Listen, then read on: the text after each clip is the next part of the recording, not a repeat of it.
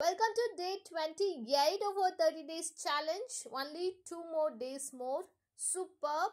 இன்னைக்கான 2 new words பார்க்கலாம். Retribution. Retribution அப்படின்னா என்னன்னா punishment for a crime. அதாவது ஒரு குற்றம் செஞ்சிட்டாங்க அப்படின்னா அதுக்கான ஒரு தகுந்த தண்டனை கிடைச்சிருச்சு, தக்க தண்டனை அவனுக்கு வேணும், நல்லா வேணும் அப்படி சொல்லுவோம் இல்லையா, அதுதான் வந்து நம்ம ரெட்ரிபியூஷன் அப்படின்னு சொல்லுவோம். பனிஷ்மெண்ட், பெனால்ட்டி, நெமிசிஸ் இதெல்லாம் சினானிம்ஸ். எக்ஸாம்பிள் சென்டென்ஸ் பாருங்க. He didn't want to be involved in this crime for fear of retribution. அப்போது இந்த குற்றத்தை செஞ்சால் அவனுக்கு என்ன தண்டனை கிடைக்கும் அப்படிங்கிறது, தகுந்த தண்டனை கிடைக்கும் அப்படிங்கிறது நல்லா தெரியும், அதனால் அவன் இந்த குற்றத்தை செய்ய இதுக்குள்ளே ஈடுபட விரும்பலை அப்படிங்கிறது தான் இதனுடைய அர்த்தம். ரெட்ரிபியூஷன். நெக்ஸ்ட் வேர்ட் பாருங்கள், என்க்ரோச்மெண்ட். என்க்ரோச்மெண்ட் அப்படின்னா intrusion on a person's territory rights.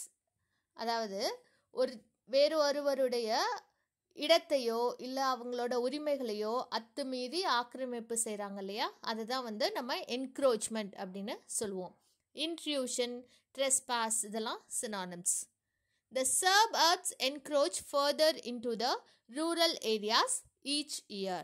அதாவது suburbs அப்படின்னா புறநகர் பகுதி, அதாவது ஒரு சிட்டியிலேருந்து வெளியில் இருப்பாங்க இல்லையா, அதுதான் வந்து suburbs அப்படின்னு சொல்லுவோம். அப்போது புறநகர் பகுதியில் இருக்கிறவங்கலாம் கிராமப்புறங்களை கொஞ்சம் கொஞ்சமாக வந்து ஒவ்வொரு வருஷமும் ஆக்கிரமிப்பு பண்ணுறது அதிகமாக ஆகிட்டே வருது அப்படிங்கிறது தான் இதனுடைய அர்த்தம். என்க்ரோச். இன்றைக்கான 2 வேர்ட்ஸ் அதான், ரெட்ரிபியூஷன் அண்ட் என்க்ரோச்மெண்ட். நாளைக்கு வேறு 2 நியூ வேர்ட்ஸ் பார்க்கலாம்.